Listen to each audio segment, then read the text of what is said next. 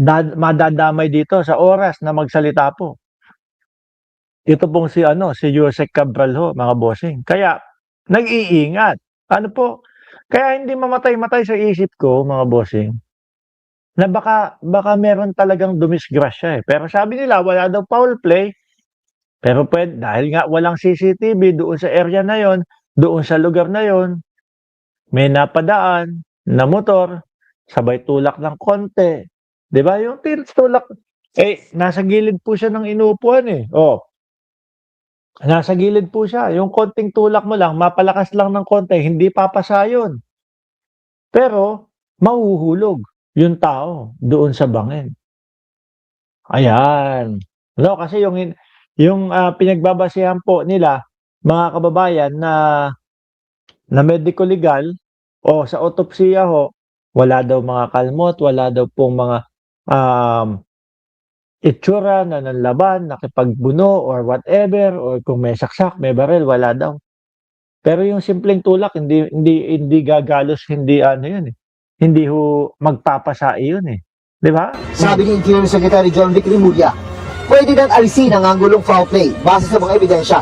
The postmortem examination showed extensive facial injuries on the right side of her face, extensive injuries on the rear of her skull, extensive injuries to her the right side of her rib cage and her hands. It shows a forward motion drop from the tip.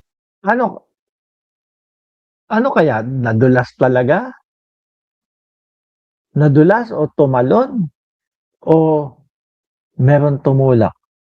Yan ho, mga kababayan talaga eh. Kasi sinasabi nila, si Cabral daw talaga yun. Sabi ni Legazpi, 1957, sino ba naman ang uupo sa tabi ng bangin? May sakit na phobia sa bangin. Cabral under ipinagbabawal na gamot. No? Ang tumalo under, yan. Sino pa dito? Kung itinulak yan, makikita mo sa fitness, no? Hindi makikita ng driver. Si driver. Hindi, pati ho yung matandaan ko lang ho, maisama ko. Pati po yung selfie mga bossing. Noon pong nung driver, inaano na din po yan. Iniimbestigahan at pinag-aaralan na din po yan. Baka pangdagdag bigat lang ho nila upang sa ganon, magmukhang katotohanan na si Cabral talaga yung nandoon. No? Pero ang totoo, nag-backdoor pala. Di ba? Gayunman, kailangan isa-ilalim sa digital forensics ang cellphone ni Cabral. Kaya nag-apply na ng search warrant ang PNP sa korte para makuha ito. What we have to determine is whether, number one, there were threats to her life. Number two, if there were... Sabi ni Ma'am Chris Rose, busy, nagpe-prepare sa Noche Buena for tomorrow night kasi duty pa rin ako tomorrow sa work. Nako, ano mga handa nyo sa Noche Buena? Hindi, singit ko lang ho. No, masarap siguro mga handa nyo. Kaya ho yung iba mga kababayan, busy na din po no. Sino yung nasa CCTV? Ka-lookalike ba ni Cabral? Sabi ni Legazpi. Yun din yung sinasabi ng iba. Ka-lookalike na CCTV, yung sa CCTV.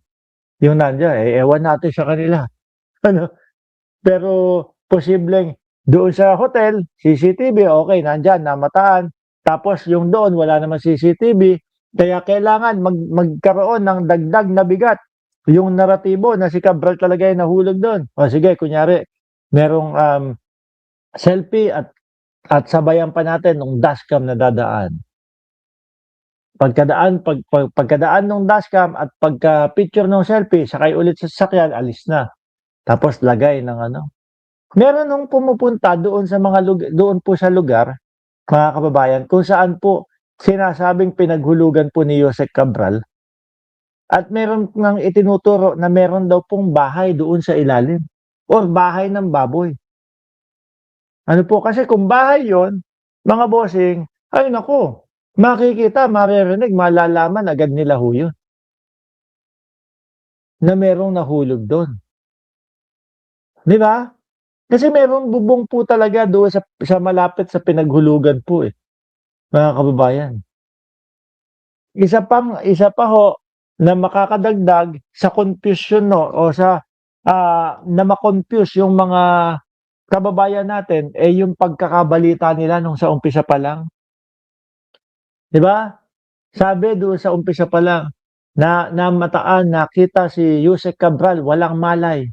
Para masabi na walang malay lang si Cabral, wala ka dapat makita mga dugo o kahit na ano na senyales na posibleng patay na ito, 'di ba? Siguro ewan ko ha kung bakit gano'n yung una nilang balita na natagpuan walang malay. Ako kung may makita ako na isang, tao duguan tapos hindi na gumagalaw, hindi ko ilalagay o hindi ko ita-type na walang malay. Siyempre unang papasok mo dito, patay na yata ito, eh, 'di ba? Yeah, walang malay tapos biglang patay na. O yun ho, lahat ho yan mga kababayan.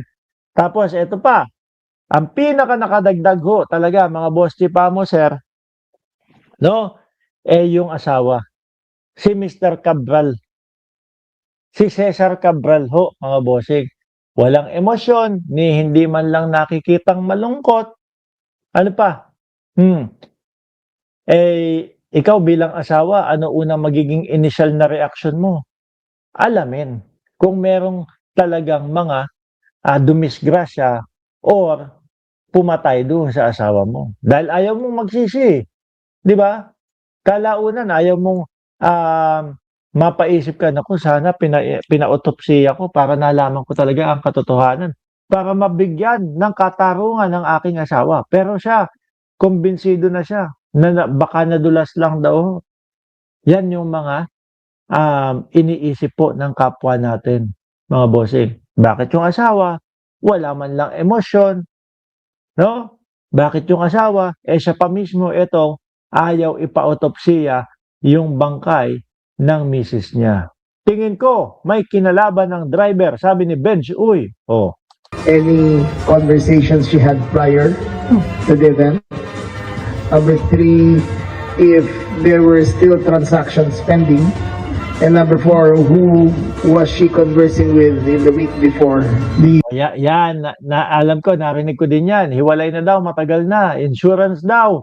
Prof. Mark, ang habol, matagal na daw nakita na hindi in good terms itong si Cabral at yung kanyang asawa. No? Hindi kaya Nida Blanca 2.0 yan. Aba, ewan natin.